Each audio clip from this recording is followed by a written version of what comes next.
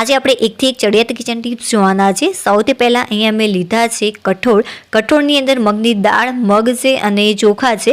ઘણીવાર શું થતું હોય કે આપણે આ રીતે બહુ જ બધો સામાન લાવી દઈએ છીએ અને જો આને આ રીતે પેકેટમાં રહેવા દઈએ અથવા તો ડબ્બાની અંદર પણ ઘણીવાર આવું બનતું હોય છે કે લાંબા સમય સુધી જો આપણે આનો ઉપયોગ ન કરીએ તો આ રીતે જેને આપણે ધનેરા પણ કહેતા હોય છે એ પડી જતા હોય છે। તો તમારે શું કરવાનું, આ રીતે વચ્ચે થોડો ખાડો કર્યો છે મેં અને એક વાટકીની અંદર થોડુંક વિનેગર લીધું। વિનેગર મૂકી થોડી વાર માટે ખુલ્લું રહેવા દઈશું અને ત્યાર પછી ઢાંકણ ઢાંકી અને થોડી વાર માટે રહેવા દેવા। જેવું ઢાંકણ ખોલશો ત્યારે તમે જોશો કે જે ધનેરા છે બહાર નીકળવા લાગશે। અહીંયા મેં લીધી છે તુવેરની દાળ। ઘણીવાર શું થાય કે તુવેરની દાળ હોય, મગની દાળ હોય, લાંબા સમય સુધી બગડે નહીં એ માટે એક સરસ મજાની હું તમને ટ્રીક આપી રહી છું। તમારે શું કરવાનું, આ રીતે કોઈન પેપર લેવાનું અને કોઈન પેપરના આ રીતે નાના બોલ્સ બનાવી અને આની અંદર મૂકી આને સારી રીતે મિક્સ કરી લેવું। આમ કરવાથી લાંબા સમય સુધી દાળ કે કઠોળ કોઈ પણ ખરાબ નહીં થાય। આની જગ્યાએ તમે લવિંગ અને કડવા લીમડાના પાન પણ એડ કરી શકો છો। અહીંયા મેં લીધી છે એક તપેલી। કોઈ પણ તપેલી હોય અથવા આ ટાઈપનું વાસણ હોય બહુ જ કાળું થઈ જતું હોય અથવા તો આ ટાઈપના ડાઘા પડી જતા હોય છે ક્ષારના, તો તેના માટે તમારે શું કરવાનું, થોડુંક આ રીતે મીઠું સ્પ્રિંકલ કરી અને થોડુંક પાણી આની ઉપર છાંટવાનું છે। આ રીતે ખરેખર બહુ જ સરસ મને રિઝલ્ટ મળ્યું। અહીંયા મેં એક ગ્લાસની અંદર થોડું પાણી લીધું છે। આ રીતે થોડું થોડું પાણી એડ કરીશું અને સારી રીતે હાથ વડે છે તમારે ફેલાવી લેવાનું છે આ રીતે। ત્યાર પછી તપેલીને ઊંધી રાખી થોડી ગરમ કરી અને પછી જો તમે સાફ કરશો લિક્વિડની મદદથી તો આસાનીથી એ સાફ થઈ જશે। ચાલો ત્રીજી કિચન ટિપ્સ જોઈ લઈએ। જ્યારે પણ આપણે શાક બનાવતા હોઈએ છીએ અને આ રીતે પાણીની મદદથી શાક આપણે સાફ કરતા હોઈએ, તમે જોઈ શકો છો કે કેટલો ગંદો કચરો આની અંદરથી નીકળતો હોય છે, પણ એની સાથે સાથે શાક પણ આ રીતે દૂર થઈ જતું હોય છે। તો તમારે શું કરવાનું, આ રીતે ઘરણીની અંદર બધું જ જે શાકભાજી છે આ રીતે લઈ લેવાનું અને પાણીની મદદથી સાફ કરી અને જે શાક આપણે કૂક કરવા મૂકી છે એની અંદર મૂકી દેવો કે જેથી શાકનો બિલકુલ બગાડ નહીં થાય। સૌથી પહેલા મેં લીધી છે તુવેરની દાળ, થોડીક મિક્સ દાળ લીધી છે। ચાલો આપણે દાળની સરસ મજાની બે ટિપ્સ જોવાના છે।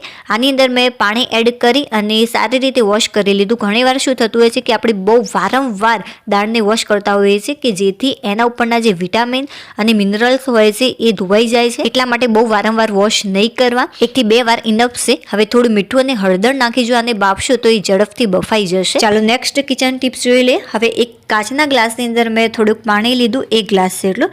હવે આપણે શું કરવાનું છે, આની અંદર આ ગ્લાસની અંદર આપણે થોડુંક હાર્પિક એડ કરીશું। ખરેખર ફ્રેન્ડ્સ બહુ જ કમાલની ટિપ્સ જોવા જઈ રહ્યા છે। તો 1 ચમચી જેટલું મેં આની અંદર હાર્પિક એડ કર્યું છે। જેટલા પ્રમાણમાં હાર્પિક છે એટલા પ્રમાણમાં મેં અહીંયા વાસણ ધોવાનું લિક્વિડ યુઝ કર્યું છે। તમે કોઈ પણ સાબુ પણ લઈ શકો છો અથવા તમે જે ઘરમાં યુઝ કરતા હોય વાસણ ધોવા માટેનું લિક્વિડ એ પણ યુઝ કરી શકાય। થોડાક સોડા એડ કરીશું। અહીંયા મેં ઈનો લીધો છે। ઈનો એડ કરતાની સાથે તમે જોઈ શકો છો કે જબરજસ્ત આનું રિએક્શન થયું છે। હવે આપણે શું કરીશું, આ થોડુંક ઉભરું નીચે બેસે ત્યાર પછી આપણે 1 થી ઓછી ચમચી મતલબ કે અડધી ચમચી જેટલું વિનેગર એડ કરીશું। વિનેગરની જગ્યાએ લીંબુનો રસ પણ લઈ શકો છો। આ જે આપણે સોલ્યુશન બનાવ્યું છે એનો ઉપયોગ રસોડાની કે ચોકડીની કોઈ પણ સ્ટાઇલ હોય એને ધોવા માટે તમે યુઝ કરી શકો। હવે એક સાથે બહુ બધી રોટલીઓ બનાવો કુકરમાં। ચાલો જોઈ લઈએ સરસ મજાની આની બેસ્ટ ટીપ। સૌથી પહેલા અહીંયા મેં લીધી છે રોટલીઓ। આ રોટલીઓ બનાવેલી છે। તમારે શું કરવાનું, રોટલી લઈ અને આ રીતે એને વાળી લેવાની છે। ત્યાર પછી મેં એક નાનકડો ડબ્બો લીધો છે।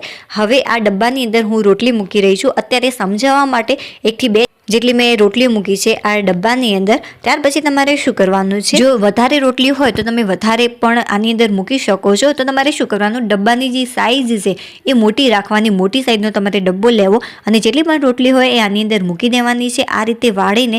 અને ત્યાર પછી જે ડબ્બાનું ઢાંકણ છે એને આપણે બંધ કરી દઈશું। હવે એક કુકરની અંદર થોડું પાણી એડ કરીશું, 1 થી 2 ગ્લાસ જેટલું। જો ઢાંકણ ન હોય તો કોઈ પણ તમારી પ્લેટ નાની સાઇઝની હોય એ આ રીતે ઢાંકી અને તમે મૂકી શકો છો આની અંદર। પાણી સારી રીતે ઉકળવા લાગે ત્યાર પછી આપણે આ ડબ્બો મૂકી ઢાંકણ બંધ કરી અને ગેસ ઓફ કરી 5 મિનિટ માટે રહેવા દઈશું। આમ કરવાથી જેટલી પણ રોટલીઓ હશે એ એક સાથે બધી જ બહુ જ સરસ રીતે ગરમ થઈ જશે અને એકદમ નરમ પણ રહેશે।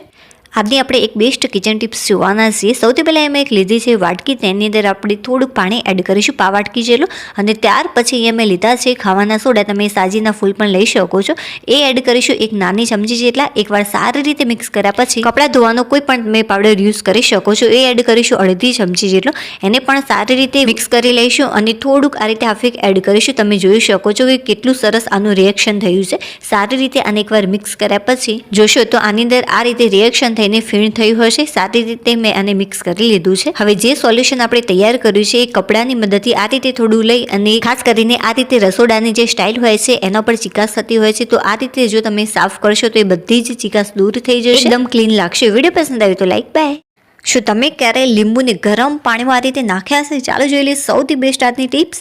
સૌથી પહેલાં અહીંયા મેં લીધું છે ઢોકળાનું કુકર. તમારે શું કરવાનું, કોઈ પણ તમે કુકર લઈ શકો છો. નોર્મલ આપણે જે સીટીવાળું કુકર હોય છે એનો પણ ઉપયોગ કરી શકાય છે.